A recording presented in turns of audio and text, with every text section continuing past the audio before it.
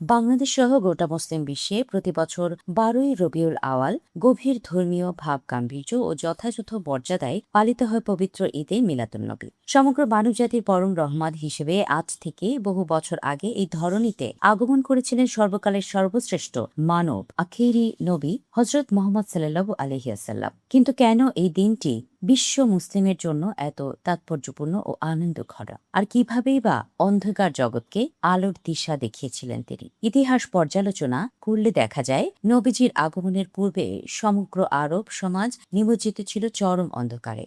ধর্মীয় অনাচার, কুসংস্কার, পাপাচার ও হিংসা বিদ্বেষে জর্জরিত সেই সময়কে বলা হতো আয়ামে জাহেলিয়া, যার অর্থ অজ্ঞতা বা তামসার যুগ।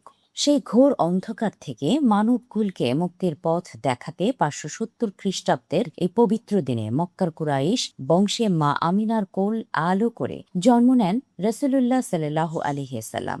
জন্মের পূর্বেই পিতাকে এবং মাত্র ৬ বছর বয়সে মাতৃহারা হওয়া নবীজি বেড়ে ওঠেন প্রথমে দাদা আব্দুল মুত্তালিব ও পরে চাচা আবু তালিবের আশ্রয়ে। বাল্যকাল থেকেই তিনি হেরা পর্বতের গুহায় গভীর ধ্যানে মগ্ন হতেন।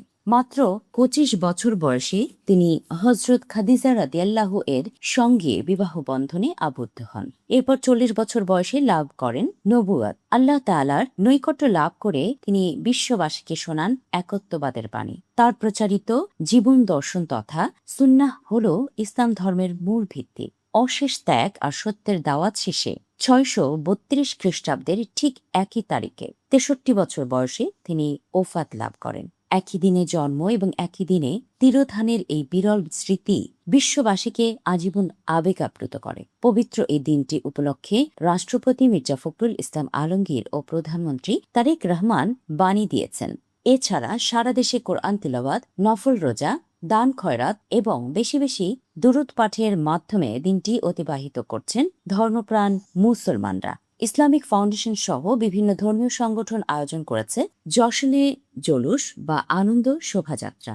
রাজধানী ঢাকা, চট্টগ্রাম, সিলেট, খুলনা ও রাজশাহীর মতো বড় শহরগুলোতে নিরাপত্তা নিশ্চিত করতে স্বরাষ্ট্র মন্ত্রণালয় কঠোর ব্যবস্থা নিয়েছে। বড় বড় মসজিদ ও সংবেদনশীল স্থানগুলোতে টহল জোরদার করেছে আইন শৃঙ্খলা রক্ষাকারী বাহিনী, যাতে সবাই শান্তিপূর্ণভাবে দিবসটি পালন করতে পারেন।